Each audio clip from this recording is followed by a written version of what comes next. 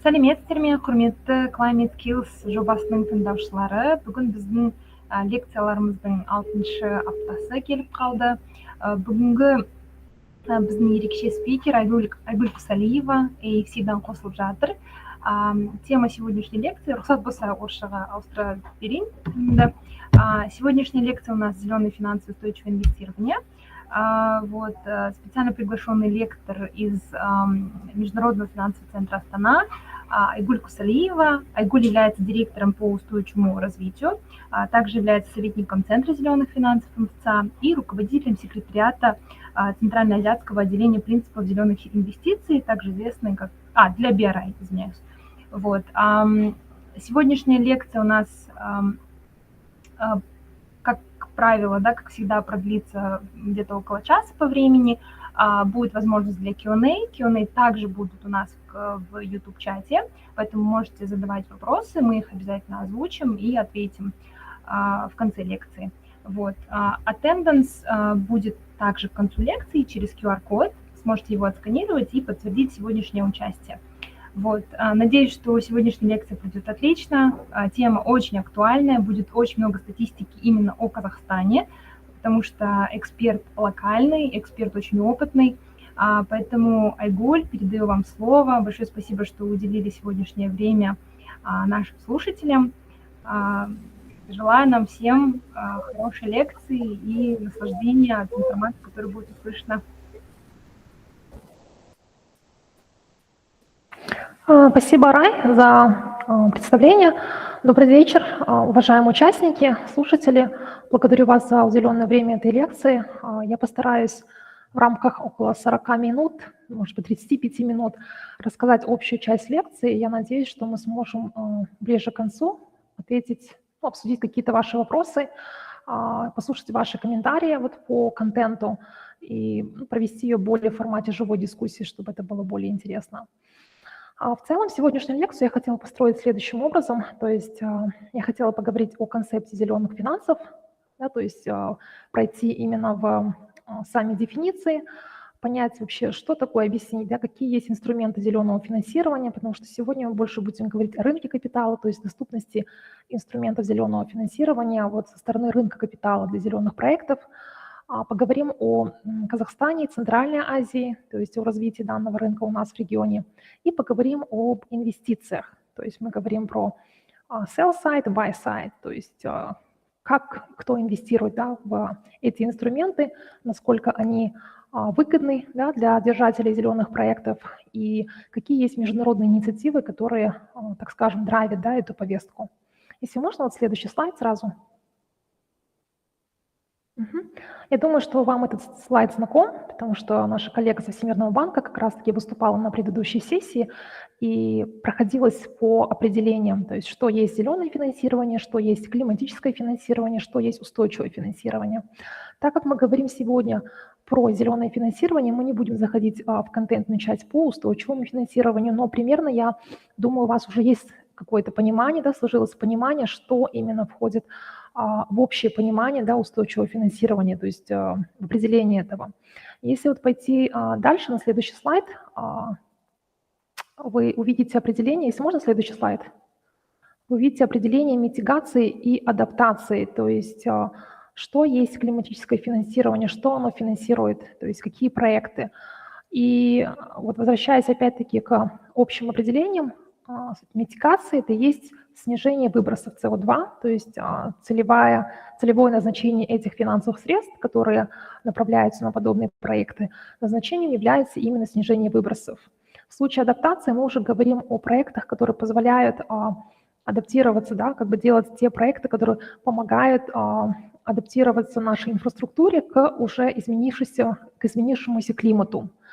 И в этом случае мы можем говорить, к примеру, о системах раннего реагирования, к примеру, в случае изменения погодных условий и так далее. Вы также видите другие примеры проектов на этом слайде. И здесь я бы хотела остановиться на такой небольшой истории, то есть когда вообще началась история рынка капитала, тематического рынка капитала, когда появились первые зеленые облигации и с чего это все начиналось. Если можно следующий слайд, Здесь вот такая вот краткая история по первым зеленым облигациям. Так вот, в 2007 году в первый раз IPCC опубликовал репорт о том, что основным таким драйвером, который влияет на изменение климата, да, на изменение климата, является человеческая активность, да, то есть антропогенное влияние на климат. И по данный репорт в целом оказал такое достаточно сильное влияние на различных участников рынка, в том числе на пенсионные фонды, которые инвестируют свои средства. И одной из таких вот задач, да, или таких вот вопросов, которыми озадачились шведские пенсионные фонды на следующий год, был как раз-таки вопрос их целевого инвестирования, то есть как инвестируются средства этих пенсионных фондов и помогают ли эти инвестиции каким-то образом достичь целей по снижению выбросов, то есть снизить тот самый антропогенный эффект, да, на изменение климата.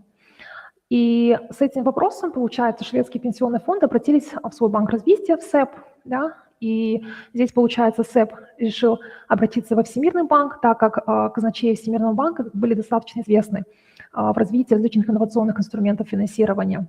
Здесь, получается, Всемирный банк обратился в СИСЕРА, норвежскую организацию, которая занимается оценкой климатических проектов для вот анализа, да, и понимания, то есть что можно определить как зеленые инвестиции.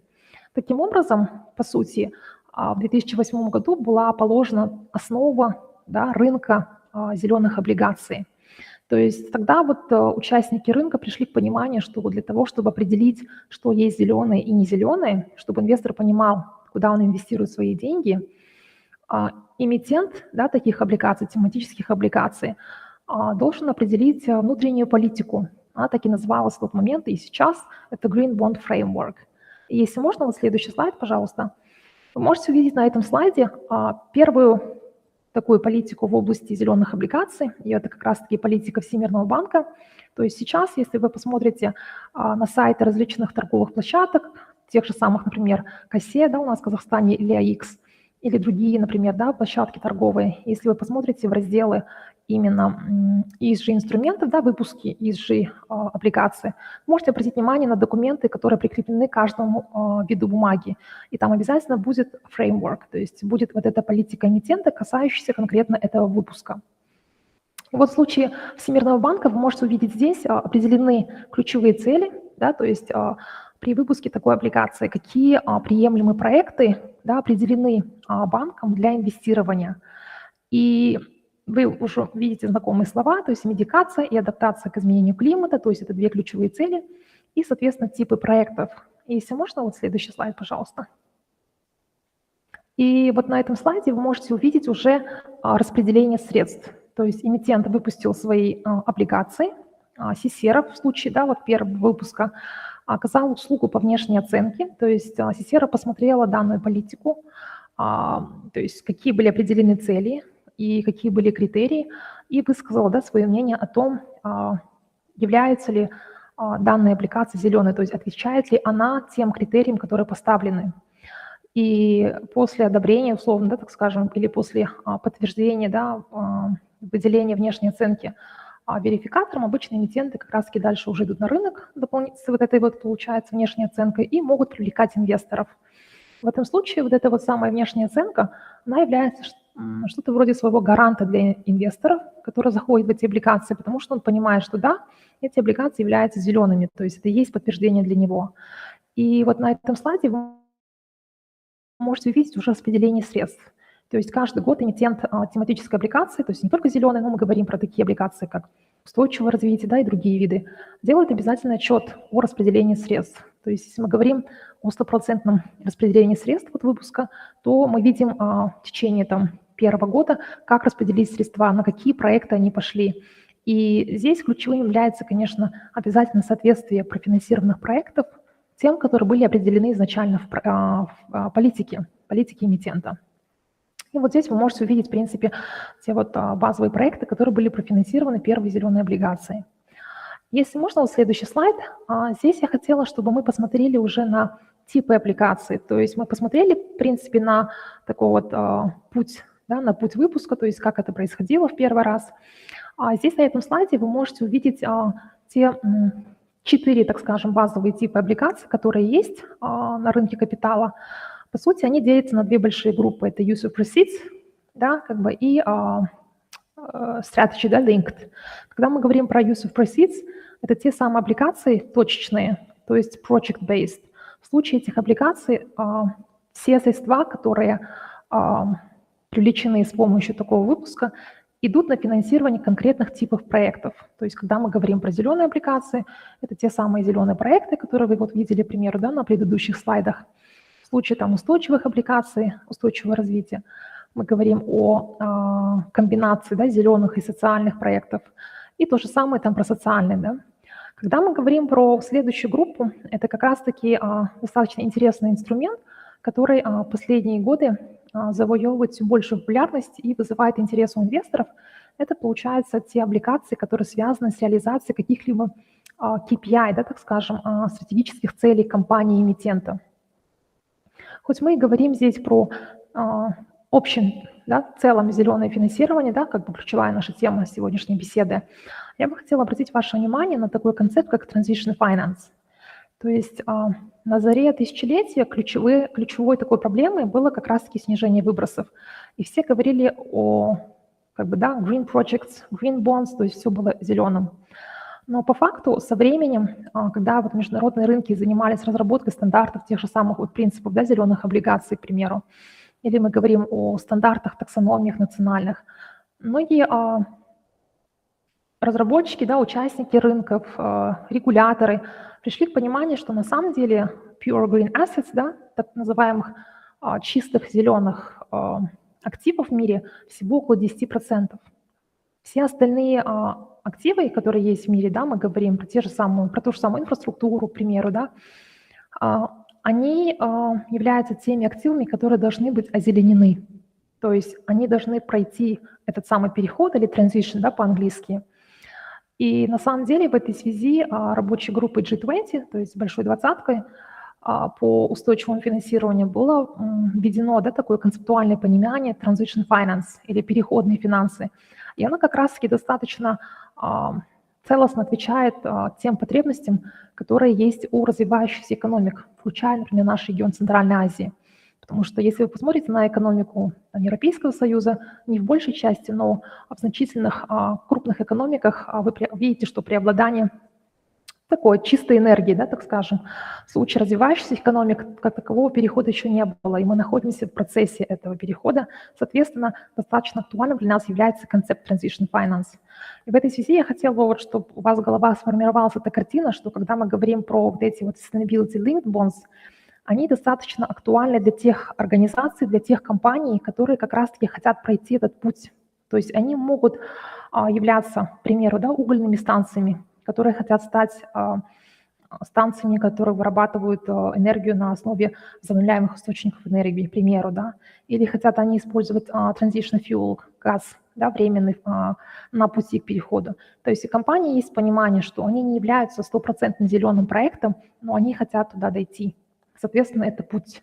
И вот на этом пути компании могут определить для себя ключевые моменты, да, KPI, и определить для себя путь, net zero, так скажем, да, путь, который соответствует, к примеру, да, 2060 или 50 да, цели достижения углеродной нейтральности условно, и разбивает, получается, этот путь на временные рамки, на каждом из них, которых можно поставить какой-то временной чек и, соответственно, посмотреть, насколько реализуется, да, KPI определенные. Думаю, можно будет более подробно посмотреть на следующих слайдах. Если можно, вот поменять на следующий слайд как раз. Вот здесь вот на следующем слайде вы можете увидеть уже более такую детальную раскадровку всех типов этих облигаций, то есть какими международными стандартами они, как это правильно сказать, governed, ну, не то чтобы регулируются, но какие стандарты, да, международно используются при выпуске таких инструментов. Зачастую, то есть в большей части, если вы посмотрите на аналитику, да, мировую, то большая часть эмитентов использует, естественно, это принципы ICMA, то есть Международная ассоциация рынков капитала является таким вот институтом, то есть, который собирает в себе всех, ну, ключевых участников, да, рынка, и они являются разработчиками этих принципов, которые далее уже пользуются, которыми уже пользуется дальше рынок. Соответственно, в случае зеленых облигаций это принципы зеленых облигаций, социальных и так далее. В случае SLB есть также дополнительное руководство, они вот все указаны, в принципе, здесь на слайде. И самое интересное, что вот эти верхоуровневые стандарты, или, как правильно это говорить лучше, принципы, да, принципы или руководство, они определяют широкий спектр типов проектов, которые могут быть профинансированы. Условно это могут быть 7-8 групп. То есть, к примеру, это ВИА, это энергоэффективность, транспорт, да, устойчивый транспорт или устойчивый туризм и так далее. Но при этом критерии, то есть что есть устойчивый, да, или зеленый транспорт, к примеру, сколько выбросов должно быть, ну, как бы, может, да, какой-то такой транспорт делать или не делать, да, чтобы быть квалифицированным как зеленый. Вот такая вот детализация, она оставлена на решение, так скажем, не международных, а уже местных локальных регуляторов. То есть каждая страна для себя определяет те возможности, которые ее экономика в моменте может реализовать. И в этой связи достаточно важным для развития рынка, да, и для поддержания стандартов является разработка национальных стандартов таксономии, которые являются продолжением этих международных принципов и руководств. Если можно, следующий слайд, пожалуйста. И можно еще следующий. И теперь, говоря вот про сам процесс выпуска, если помните, мы проходили, да, в самом начале вкратце, как проходил выпуск Всемирного банка. Ну вот здесь на этом слайде, в принципе, вот эти шаги, они собраны в такую вот общую картину для понимания. То есть в первую очередь эмитент делает свою политику, то есть определяет для себя, какой инструмент он выпускает, да, или на какой тематический кредит он подает, если мы говорим про зеленые, социальные и так далее. Эмитент может также вообще-то делать и политику в целом устойчивого развития, да, и прописывать, что может, желает, да, в будущем выпускать не только зеленые, но и социальные облигации, к примеру, да. Но в таком случае сам документ, он должен также определять типы таких проектов отдельно, то есть по каждой группе. Далее, получается, после подготовки таких документов эмитент обращается к верификации, то есть к стороне, которая дает внешнюю оценку на данный документ, ну, на данный фреймворк, чтобы в дальнейшем уже с внешней оценкой эмитент мог пойти, подавать документы стандартные, да, все на площадку, то есть на биржу для выпуска. И здесь я бы хотела еще раз, да, подчеркнуть важность этой внешней оценки, потому что любая облигация, то есть наверняка вы читаете, может быть, литературу и слышали про такие концептуальные, да, вещи, как вот greenwashing, то есть когда эмитенты выпускают какие-либо тематические облигации, но при этом есть вопросы к качеству. То есть это не есть зеленые проекты, да, которые финансируются такими облигациями. Или, возможно, вы слышали, были кейсы, когда такие знаменитые бренды, как H&M, к примеру, да, или Apple выпускали Sustainability Linked Bonds, и бывали вопросы к калибровке тех показателей, которые были отражены в стратегиях таких компаний. То есть в этой связи для эмитента очень важно показывать, во-первых, актуальные данные, да, и которые, в случае, если мы говорим про transition, которые соотносятся с общемировым такой вот траекторией по достижению net zero. То есть при разработке стратегии есть такая международная инициатива, как Science-Based Targets, которая разработала, в принципе, те примерные уже индикаторы для каждой отрасли, которые должны быть применены, то есть для финансовой индустрии, да, какие есть, для текстильной промышленности и так далее. И то есть при разработке Transition Strategy для компании достаточно важно соответствовать этой самой траектории. И вот эта вот самая внешняя оценка, она подтверждает инвестору, что да, здесь все верно, это зеленый проект, да, к примеру, условно, поэтому очень важно эту внешнюю оценку сделать для эмитента. В случае Всемирного банка, к примеру, или там Азиатского банка развития, или других банков развития международных, эти институции являются достаточно крупными. Соответственно, у этих банков есть своя внутренняя экспертиза, которая может позволить им оценивать это без привлечения внешней стороны. Соответственно, если вы обратите внимание, у многих таких банков есть буквально там, возможно, одна внешняя оценка, может и нет, так как им такая как бы внешняя оценка в принципе не нужна. В случае, к примеру, корпораций, да, или, к примеру, небольших компаний, не всегда, к примеру, такие институты имеют внутреннюю экспертизу, которая может подтвердить, да, так скажем, зеленость, да, там, скажем, этих проектов. Если можно, следующий слайд.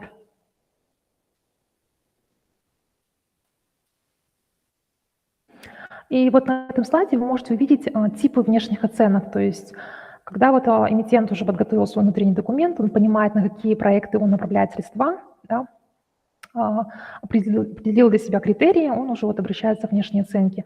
И вы видите здесь на слайде 4 базовых типа внешней оценки, которые доступны на рынке. Наверное, стоит отметить здесь, что second party opinion, то есть это мнение второй стороны, является самым широко распространенным видом внешней оценки. Около процентов 70 или 80 всех тематических аппликаций в мире получают как раз-таки SPO. И надо отметить также сертификацию как один из высший, да, тип оценки, так скажем, так как сама оценка здесь двухступенчатая. В случае SPO эмитент обращается к организации, да, к независимой, которая оказывает эту услугу и выдает, да, эту самую оценку. В случае сертификации эмитенту необходимо сделать в первую очередь верификацию и после этого направить уже получается верификационный отчет для последующего шага сертификации в Climate Bonds Initiative. То есть это двухступенчатая оценка, требует чуть больше времени, она также требует чуть больше, как скажем, готовности эмитента, так как здесь уже требуется немножко другой уровень подготовленности и применяются более жесткие критерии в случае некоторых типов проектов. Вот. Если можно, следующий слайд. И вот закрывая первую часть, да, базовую по вот пониманию инструментов зеленого финансирования, я бы хотела буквально остановиться на 2 кейсах, которые были у нас в Казахстане. Я думаю, что, скорее всего, среди наших слушателей есть и участники с Центральной Азии, возможно. Мы немножко коснемся Центральной Азии вот в следующем разделе, да, нашей лекции. Вот здесь вот увидите первый выпуск зеленой облигации в Казахстане в 2020 году. Это был выпуск на небольшую как раз-таки сумму, но проект этот примечателен тем, что это был первая облигация, и она была на ВИА-проект, который был реализован позднее в Туркестанской области. И вот на фотографии вы можете увидеть проект, уже реализованный проект. Вот на следующем слайде я хотела бы остановиться именно на SLB, то есть на котором я вот более подробно останавливалась чуть ранее. Вот здесь вы видите такой яркий пример облигаций, связанной с устойчивым развитием, да, или вкратце SLB, где компания, в нашем случае ТЛС, алматинские, да, станции, определила для себя стратегию перехода с угля на газ. Это один из вот самых таких вот широко распространенных примеров, да, для таких аппликаций, когда вот именно идет переход с одного типа топлива на другое. И определила для себя KPI. То есть вы видите на этом слайде есть вот 3, да, по-моему, если не ошибаюсь, временных таких вот, как это сказать, чека, да, где вот проверяется достижение этих KPI. Самым широко распространенным KPI, который используется в таких аппликациях, естественно, является снижение выбросов, и он также используется вот в случае АЛС. Данный проект был подписан в прошлом году на площадке МФЦ, и мы ожидаем, что выпуск данной облигации состоится вот в этом году. Вот. Если можно, следующий слайд. И еще следующий. Теперь я бы хотела немножко поговорить о регуляторке, да, и как бы, о размерах, может быть, рынка, да, что происходит в Центральной Азии. Ну вот суммируя то, что мы проговорили в начале, я надеюсь, что у вас в голове сформировалось какое-то видение, да, понимание, что есть инструменты зеленого финансирования конкретно на рынке капитала, какие международные руководства есть, которые можно посмотреть, да, для определений, для понимания, какие типы проектов, да, группы проектов могут быть профинансированы. И у вас есть в голове примеры, да, по вот этим 2 примерам, да, аппликациям, то есть какие проекты могут быть профинансированы, и уже какие-то конкретные детали у вас также, вот, надеюсь, сформировались в голове. Теперь, говоря про регуляторку уже национальную, как я уже говорила, принципы, да, руководства международные, они являются базой для любого эмитента вообще понимать, да, как бы куда идти. Но когда мы падаем в детализацию, когда мы хотим определить те самые критерии, по которым наши проекты будут оцениваться, это национальные критерии, которые определяются регуляторами на каждом рынке. В случае Казахстана, данный вот вы видите, так скажем, снапшот нашей таксономии, она вот была принята правительством и включает в себя вот группы проектов в соответствии с Green Bond Principles ICMA, и у вас вот внизу есть снапшот, если я не ошибаюсь, это вот в части энергетики, то есть ВИА, гидро, энергоэффективность. И что я хотела бы здесь ключево отметить, потому что мы достаточно часто получаем фидбэк, да, вот чаще участников рынка ключевым в таксономии является вот правая часть колонка «Пороговые значения». То есть когда мы говорим про какой-то тип проекта, вы видите какой-то, да, вот в средней части вы видите пример проекта, мы обязательно говорим про те требования, которые проект должен соблюсти для того, чтобы называться зеленым. К примеру, когда мы говорим про гидро, не все гидропроекты являются зелеными. Вот вы видите, что вот верхняя часть солнце, ветер, они априори зеленые, по ним нет ограничений. В случае с гидро, к примеру, крупные гидроэлектростанции не могут классифицироваться как зеленые, так как они оказывают воздействие на окружающую среду. Соответственно, здесь есть пороговые значения, которые проект должен выдержать. И также такие пороговые значения есть, к примеру, по энергоэффективности. Есть критерии по устойчивому сельскому хозяйству и так далее. Соответственно, для того, чтобы проект был зеленым, обязательно является реализация, да, как бы вытяжка вот именно этих пороговых значений по типу проекта. При этом, когда сам стандарт, да, таксономия разрабатывалась, она разрабатывалась одновременно с таксономиями других развивающихся стран. То есть это был 18-19 года. То есть это одна из первых, на самом деле, национальных стандартов в мире. То есть до Казахстана было принято таксономия Монголии, Китая, и Европейский Союз также был принят примерно параллельно в одно время. Соответственно, эта работа проводилась с международными экспертами для обеспечения ее сопоставления, да, так скажем, с теми международными бенчмарками, которые были на рынке в тот момент. Буквально недавно, вот в прошлом году, таксономия была еще раз пересмотрена, так как мы понимаем, что рынок зеленых проектов, да, в целом технологии достаточно быстро меняются. Соответственно, те вещи, которые были недоступны, да, какие-то инновации лет 5 назад, сейчас они уже есть на рынке. И есть более, так скажем, более лучшие методы, да, для достижения показателей. Соответственно, пороговые значения, они должны всегда быть, ну, как у нас определено в таксономии, каждые 5 лет пересматриваться и обновляться в соответствии с доступными технологиями. Соответственно, вот в этом году был пересмотр, были обновлены некоторые пороговые значения таксономии в соответствии с международными бенчмарками. Также были включены транзитивные проекты, такие вот как по газу, по атому. Вот, и я думаю, вот как раз-таки здесь на слайде они вот отражены. Если можно, следующий слайд. Говоря про регуляторку, я бы хотела отметить, что очень важно иметь, во-первых, стандарты, да, это для понимания рынка, что есть зеленое, что нет. И для того, чтобы рынок работал, в любом случае для любой новой инициативы нужны поддерживающие меры, да, то есть мы говорим про стимулирование этого рынка, мы говорим про развитие capacity building, да, то есть про наращивание потенциала участников рынка. Мы говорим про раскрытие информации, которая тоже драйвит саму повестку. Когда у вас есть данные, вы понимаете, какой объем, да, этого рынка, куда мы движемся. Вот говоря о мерах стимулирования, такие вот меры стимулирования были приняты в рамках дорожной карты бизнеса для МСБ. То есть здесь ключевая задача была помочь МСБ профинансировать зеленые проекты вот в рамках этой программы. К сожалению, здесь надо отметить, что несмотря на усилия с нашей стороны по снижению ставки именно для зеленых проектов, вот вы можете здесь увидеть, в принципе, что если вы знакомы с программой ДКБ, то условия по финансированию здесь, они достаточно на одинаковом уровне с другими проектами. Здесь надо отметить, что мы уже говорили, эмитенты получают внешнюю оценку, да, они должны потратить дополнительные средства на доказание зелености своего проекта.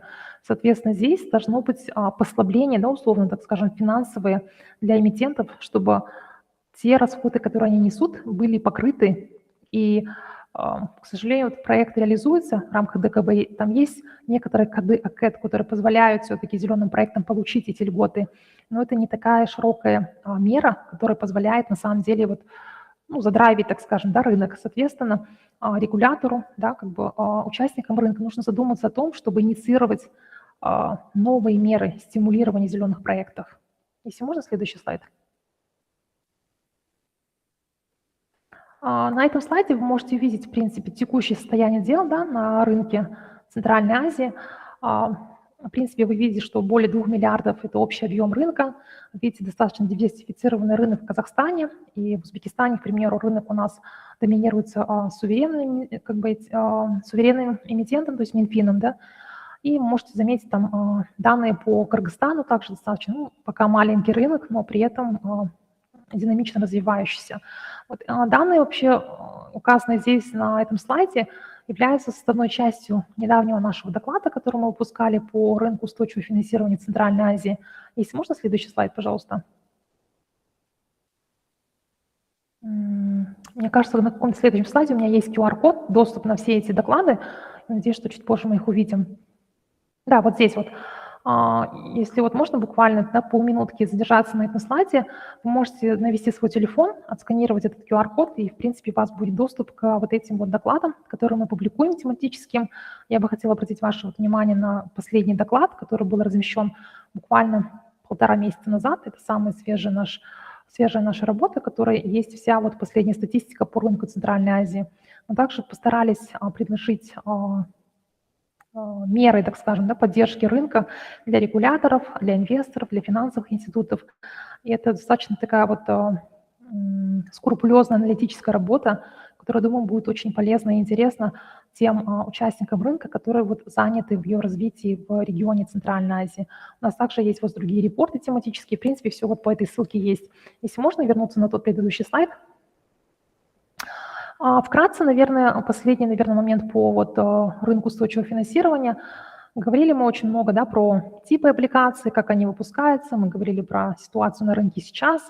И, может быть, у вас есть такой вопрос, как можно понять, насколько развиты рынки, на каждом, у каждого региона, у каждой страны, где мы находимся. И я бы вот хотела порекомендовать вам ознакомиться с докладом с SBFN, это получается Network Sustainable Banking and Finance Network под IFC, который объединяет в себе, объединяет всех регуляторов развивающихся рынков. По сути, доклад выпускается раз в несколько лет, и он оценивает ситуацию на каждом рынке, то есть где находится каждая отдельно взятая страна в развитии рынка устойчивого финансирования. Возможно, если вот среди слушателей есть у нас участники из других стран, то есть не только с Казахстана, вы можете увидеть флажки на этом слайде своей страны. И вот репорт очень интересный в плане того, что анализирует те достижения, которые были сделаны каждым регулятором, на каком этапе находится реализация дорожных карт по развитию рынка устойчивого финансирования. И очень большая такая вот, как сказать, аналитическая работа сделана в сравнении рынков между собой. Я вот также рекомендую знакомиться с этим докладом. Если можно, следующие вот 2 слайда. Буквально 6 минут. Я постараюсь вот в рамках этих 6 минут рассказать вот по части инвестирования. То есть, как мы уже говорили, мы говорили про облигации, мы говорили про типы проектов, как выпускаются эти облигации, как делается внешняя оценка. И теперь вопрос встает, кто покупает эти облигации, где находится сейчас мировой рынок. В целом, вот здесь на слайде вы можете увидеть общий объем устойчивых облигаций в мире. В принципе, тренд по зеленым облигациям не меняется. То есть даже в первом квартале этого года более 60% всех тематических облигаций в мире являются зелеными. Если посмотреть на суверенные выпуски между развитыми и развивающимися рынками, к примеру, то можно обратить внимание, что в развитых рынках 93% всех тематических облигаций – это зеленые облигации. В случае, если мы смотрим на развивающийся рынок, то здесь уже большую часть рынка занимают облигации устойчивого развития. То есть мы о 40% рынка говорим, где эмитенты пытаются финансировать не только зеленые проекты, но проекты, связанные с социальным развитием, что, в принципе, понятно с учетом уровня развития стран. Теперь говоря про инвесторов, то есть кому интересны такие облигации, кто драйвит эту повестку со стороны покупателей, так скажем. Если помните, в самом начале лекции мы говорили про шведские пенсионные фонды, которые задавали вопрос, насколько их инвестиции помогают реализовать повестку, то есть помогает снизить выбросы, помогает снизить, так скажем, влияние человеческой деятельности на вот изменение климата. Соответственно, я думаю, у вас зафиксировалось в голове, что зачастую это институциональные инвесторы, то есть которые управляют средствами и желают делать инвестирование таким образом, чтобы оно было ответственным. Обычно такие институциональные инвесторы являются членами вот этой вот международной инициативы UNPRI, то есть это инициатива ООН по ответственному инвестированию. По сути, большая часть ответственных инвесторов, вот видите на слайде, увеличение, она как раз является членами этой инициативы. Это те же самые пенсионные фонды, это те же самые страховые организации, управляющие фондами и так далее. Если можно, следующий слайд. На этом слайде вы можете, в принципе, увидеть то же самое увеличение по объемам. Если можно, следующий. И вот здесь я попыталась вам показать последнюю аналитику по управляющим фондами и по тем вот ESG фондам, да, так скажем, или по фондам, которые ответственно, да, инвестируют свои средства, насколько быстро растет этот рынок. Вы можете увидеть, что чуть ли почти каждый квартал около 100 новых фондов, ESG-фондов создается в мире. О чем это говорит? О том, что, в принципе, эта повестка драйвится, то есть у институциональных инвесторов интерес, да, еще больше интерес инвестировать в эту повестку. И если можно, вот следующий слайд. Вот здесь вот на этом слайде я пыталась вам показать те фонды, которые сейчас есть в мире, да, вот ESG-фонды у определенных вот управляющих активами. То есть что такое ESG-фонды? Они могут быть построены по-разному. То есть все, конечно, завязывается на инвестиционной стратегии, да, этого самого фонда. То есть фонд может для себя определить, что он инвестирует в те, да, бумаги, так скажем, или компании, у которых высокий ESG-скор. Или фонд может определить для себя стратегию, что будет инвестировать только в зеленые проекты, или только в зеленые облигации, или только в emerging markets и так далее. То есть здесь есть достаточно широкий, да, спектр критериев, которые фонд может использовать в соответствии с той регуляторкой, которая есть в юрисдикции, где он, да, работает, и тем самым драйвить эту повестку. В случае, к примеру, с Казахстаном можно вот отметить, что в МФЦА недавно был принят как раз-таки фреймворк по ESG-фондам, и, по сути, сейчас, да, те фонды, которые хотят, да, называться ESG-фондами и хотят работать здесь, да, регистрироваться в МФЦА, имеют такую возможность. То есть если они отвечают тем критериям, которые определены, да, АФСой, регулятором МФЦА, то они могут зарегистрироваться, да, и маркироваться как ESG-фонды. Вот если можно, следующий слайд. Вот здесь я вот привела буквально один пример, такой вот уже точечный, да. Это вот фонд Amundi Net Zero. И если вы обратите внимание здесь вот на портфолио, то есть что, какие бумаги сидят в этом фонде, вы можете увидеть, что да, это корпорации. И если вы следите за этими компаниями, например, на Yahoo Finance или на других, да, источниках, вы можете видеть, что вот эти самые компании, тот же самый Microsoft, к примеру, имеют достаточно высокий ESG-скор. И вы можете также увидеть облигации Испании, да, внизу. Соответственно, мы можем понять, что также развивающиеся рынки этот фонд инвестирует. И в верхней части слайда вы можете увидеть доходность этого фонда. Если помните, я вот не знаю, насколько вы следили, но если вы следили за новостями, последние несколько лет была достаточно широкая атака, да, так скажем, на такие фонды, но при этом, если вы посмотрите различную аналитику, вы можете обратить внимание, что эти самые ESG-фонды во время того же самого, да, коронавирусного кризиса показывали очень такую вот хорошую прибыльность по сравнению с другими фондами. Я бы хотела еще отметить один, возможно, такой интересный пример, который релевантен для нашего региона, вот у того же самого Amundi, управляющего, да, активами. Есть также другой вот фонд One Planet, и ключевая стратегия этого фонда – инвестирование в зеленые облигации банков развивающихся стран. То есть именно этот фонд, по сути, является охотником, да, за зелеными облигациями, которые выпускаются в развивающихся рынках. Соответственно, они также, их спрос, их интерес драйвит развитие рынков вот в этих вот странах. Если можно, следующий слайд. И здесь буквально один последний вот пример, да, и это вот наш последний такой слайд. Я вам хотела показать здесь историю в Казахстане. То есть мы говорили про инструмент, мы говорили про рынок в целом, кто инвестирует, и всегда задается в конце вопрос, есть ли какие-то удачные, да, такие вот хорошие кейсы у нас в регионе или в нашей стране, которые показывают эту самую красивую, да, историю, так скажем, реализованную. В случае с Казахстаном вы можете обратить внимание, здесь есть кейс Банка развития Казахстана, который в первую очередь выпускал, да, здесь сертифицированную, да, зеленую аппликацию. Следующий у него выпуск был на Вене. И если вы обратите внимание на купонную ставку, она здесь вот, в принципе, такая небольшая разница, но все-таки вы можете видеть такой вот слайд, да, такой небольшой, но все-таки снижение в купоне. Я не хочу здесь такой вот, как это правильно сказать, да, некорректную, неверную информацию подавать, что когда компания, да, или когда в целом эмитент выпускает тематические облигации, есть такое понятие, как greening, возможно, вы слышали, что такие облигации могут быть, как это правильно сказать, ставка, да, там, скажем, купонная ставка по таким облигациям может быть ниже, да. Проводился такой анализ, к сожалению, анализ, проведенный в развивающихся рынках, показал, что разница там совсем буквально небольшая, но при этом даже вот эта вот небольшая разница, она достаточно значительна в некоторых случаях. Например, вот буквально один кейс, который я вот здесь показываю, можете видеть, что у БРК все-таки вот небольшое, но было снижение купона. Но ключевой разницей все-таки тематических облигаций, зеленых облигаций, это является расширение спектра инвесторов, которые заходят в бумаги этого эмитента. То есть когда мы говорим про обычную облигацию, это один круг инвесторов. Когда мы говорим про тематические или зеленые облигации, это совсем другой круг инвесторов, вот про которых мы уже говорили чуть ранее. Также на этом слайде есть QR-коды, вы можете вот отсканировать и получить доступ к внешней оценке по этим облигациям и посмотреть, какие типы проектов финансируются с помощью этих выпусков, и в целом посмотреть на стратегию, да, на видение данного банка. Я думаю, у меня все.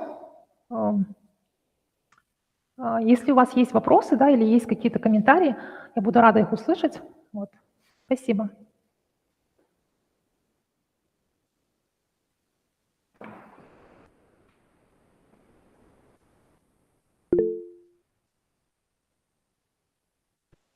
Большое спасибо, Айгуль, за презентацию. Очень интересно, очень много классных фактов, такие дополнительные плюшки для слушателей, да, в виде QR-кодов. Очень удобно. Большое спасибо. Вот один из первых вопросов, я, наверное, его зачитаю, да. Какие типы зеленых облигаций на рынке вы ожидаете к выпуску на МФЦА? Типы зеленых облигаций на рынке. Ну, если посмотреть на те выпуски, которые были до сегодняшнего дня, большая часть проектов это были проекты, связанные с ВИА, с возобновляемыми источниками энергии, связанные с энергоэффективностью. Плюс у нас, вот мы говорили про проект АЛС, который является SLB, да, облигацией, но также вот нацелен, да, на снижение выбросов.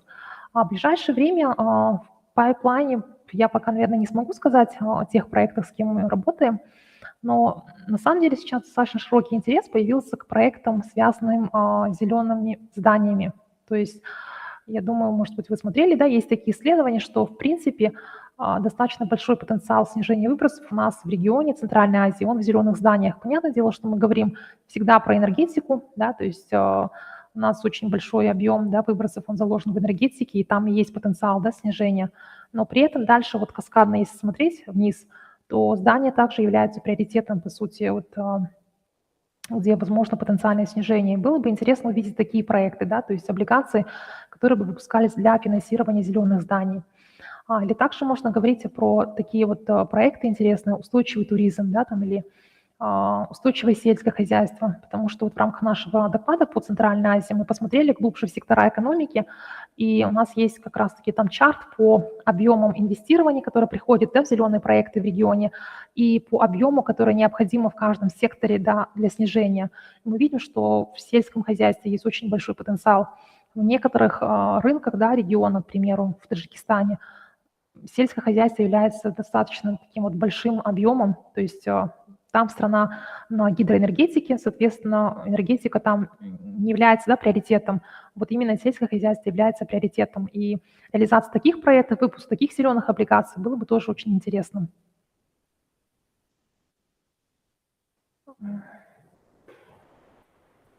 Спасибо, Айгуль, за пояснение. Здесь вот еще, да, один вопрос по гринвошингу. Какие меры применяются для пресечения гринвошинга в реализации инвестиционных проектов в Казахстане? Гринвошинг. Ну, на самом деле, наверное, самым единственным и правильным путем является вот регулирование верификаторов. То есть что делается, ну, как бы разными, да, регуляторами.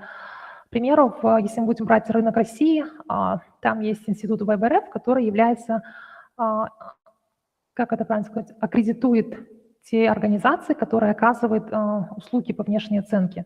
Соответственно, проходит вот этот вот контроль, да, то есть кто может оказывать эти услуги, проверяются эти организации. При этом нужно понимать, что Россия – это достаточно большой рынок. В случае с развивающимися рынками и маленькими рынками, как Казахстан, такой метод не совсем корректный, потому что ну, мы все знаем, что МСБ у нас таки достаточно небольшой, и регулировать то, чего еще даже нету, не совсем, ну, правильный подход для развития рынка. А в нашем случае, к примеру, что в АРФОР, да, то есть наш регулятор ИКАСЕ и на МФЦА, получается, наша биржа, определили для себя критерии, то есть какие организации могут оказывать внешнюю оценку. Соответственно, соблюдение этих критериев является вот своеобразным методом пресечения гринвошинга. То есть у АРФОРа есть отдельное постановление по типам организаций, которые могут оказывать эту внешнюю оценку. У КАСЕ также есть свой примерный перечень организаций, с кем они работают, да. И у нас на МФЦА также есть правила, да, по выпуску зеленых облигаций, правила по ESG-облигациям, в которых определен круг этих вопросов. Соответственно, вот оно и является, по сути, вот методом борьбы, да, с гринвошингом. Ну и сами инвесторы. К примеру, если мы говорим про развитые рынки, достаточно часто можно увидеть интересную аналитику, где нон-профит организации, да, к примеру, или там образовательные институты анализируют выпуски, которые проходили, и очень глубоко смотрят в внешнюю оценку, документы эмитента, анализируют и показывают, то есть уже общественность, да, так скажем, показывает свой анализ, то есть насколько это зеленый или нет, и какую-то критику высказывает. То есть вот развитие общественности в этом направлении тоже может быть своего рода, ну, таким вот методом, знаете, контролирования условно. Ну и можно еще, знаете, добавить такой момент, что инвесторы, они сами по себе, когда инвестируют в такие тематические инструменты, для них очень важным является соблюдение, да, этих критериев. Соответственно, очень такая вот тщательная проверка проходит также самим инвесторам, которые инвестируют в эти облигации.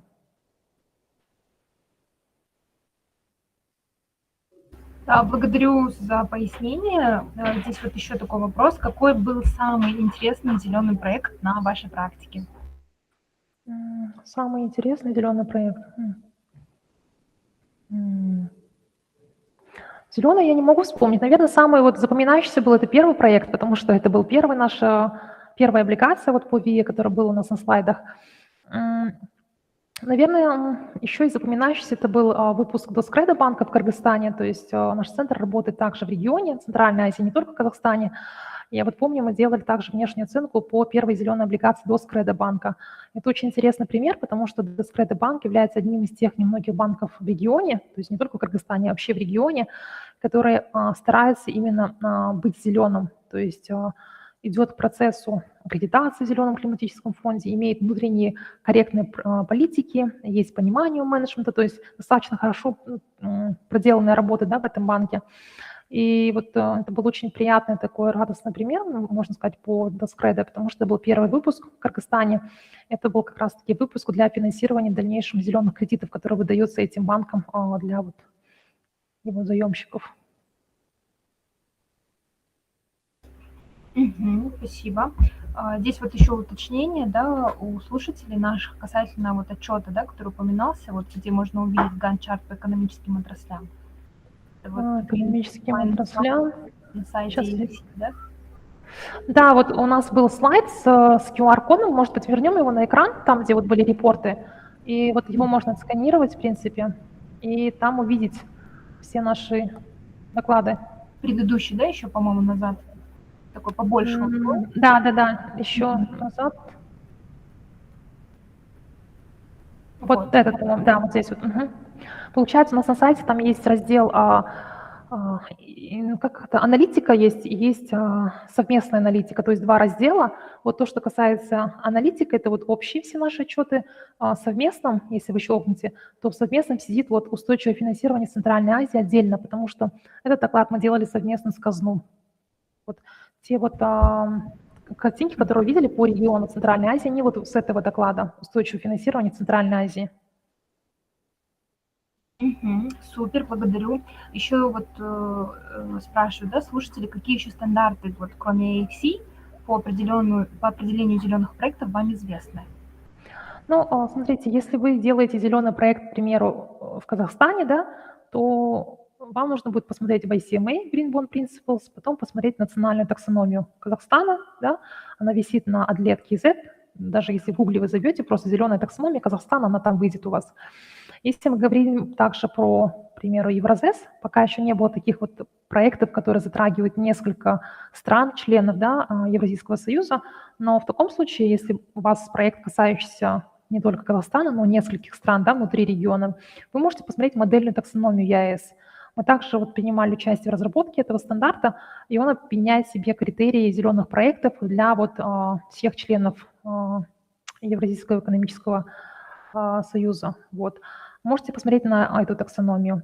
Также, если вам интересно посмотреть на другие, да, интересные стандарты, можно посмотреть национальные стандарты Монголии, к примеру.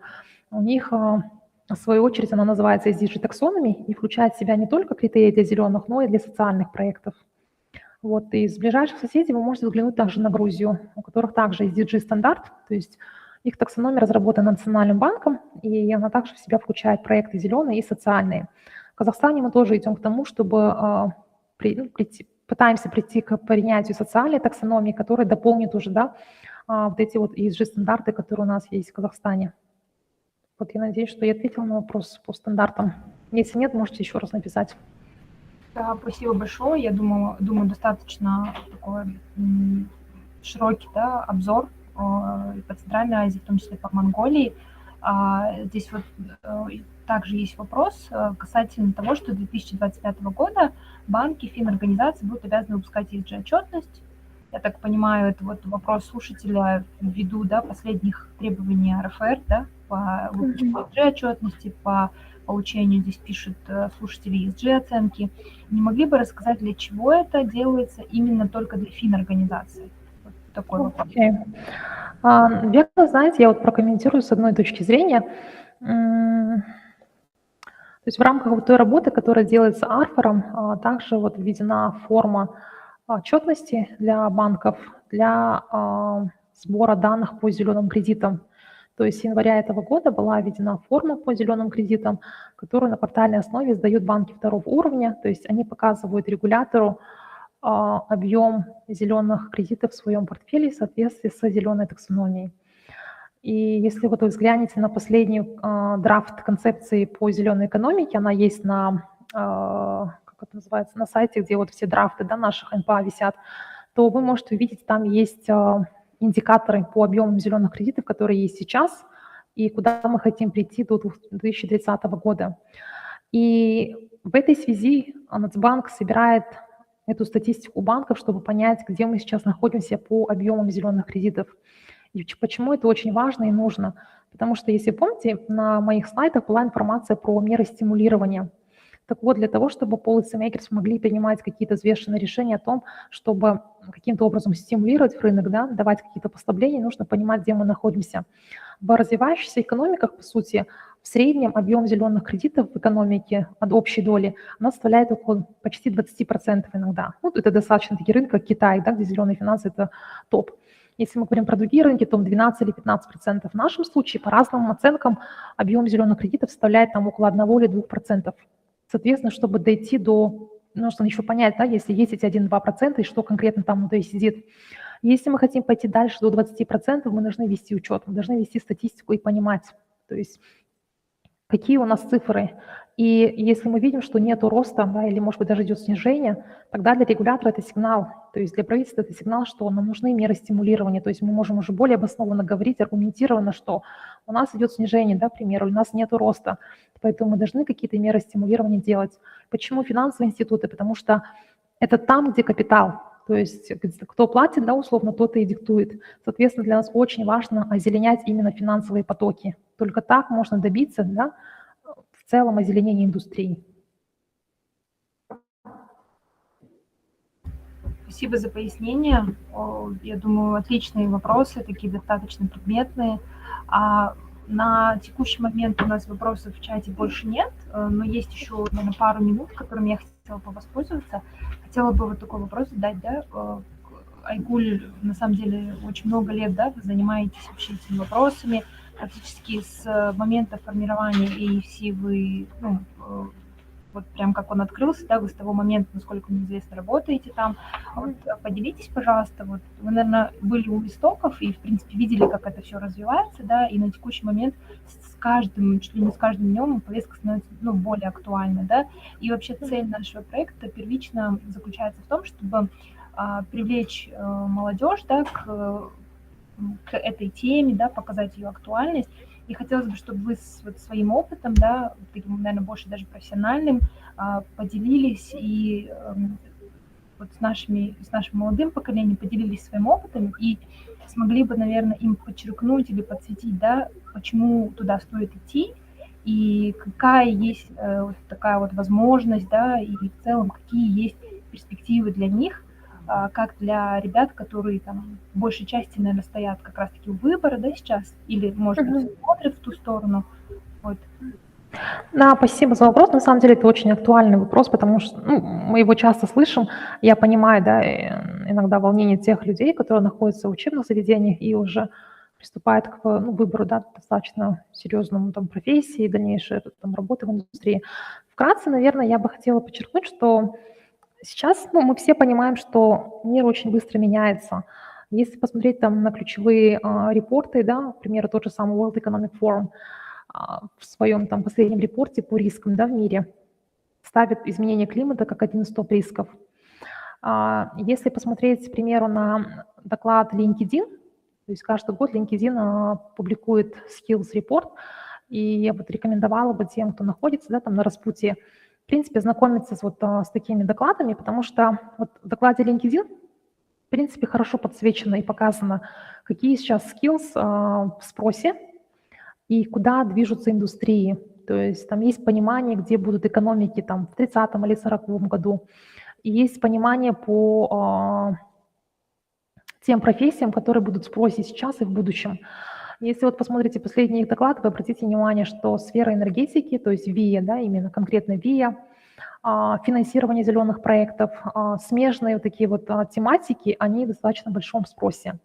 Но также как финансовый центр отслеживаем, да, вот такие вот ключевые моменты. И вот мы являемся членами Международной ассоциации вот, Financial Centers for Sustainability. Это те финцентры в мире, которые занимаются продвижением этой повестки. Это те финцентры, которые от Лондона до Токио. То есть мы говорим про в целом большой рынок.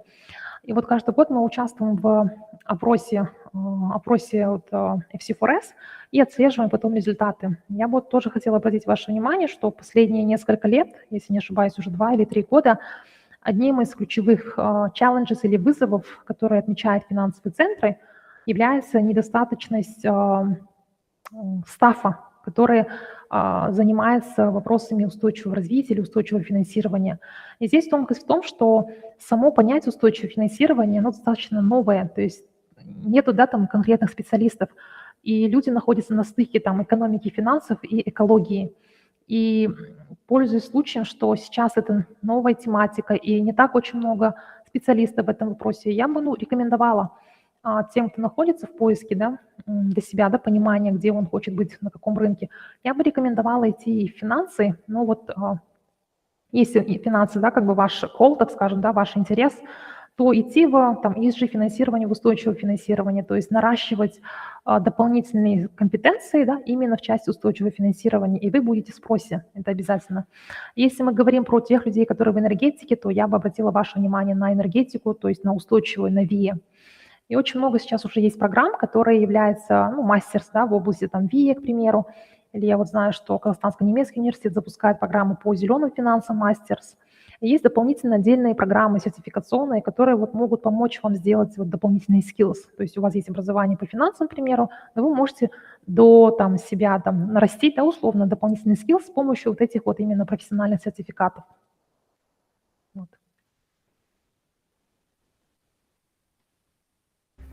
Спасибо большое, Гуль, за такой развернутый ответ. Очень много классных инсайтов, рекомендаций. Я думаю, наши слушатели получили для себя много такой хорошей пищи для размышления, и в том числе таких полезных материалов для почтения. Да? Благодарим за то, что вы выделили время, присоединились, стали частью нашего проекта. Вот. Вопросы на этом в целом в чате закончились. Мы, как всегда, поделимся ссылкой на YouTube на данную трансляцию и материалами от сегодняшней лекции. Всем большое спасибо. Айгуль, еще раз коп рахмет. Спасибо вам. Всем прекрасной недели. До скорых встреч. До свидания. До свидания.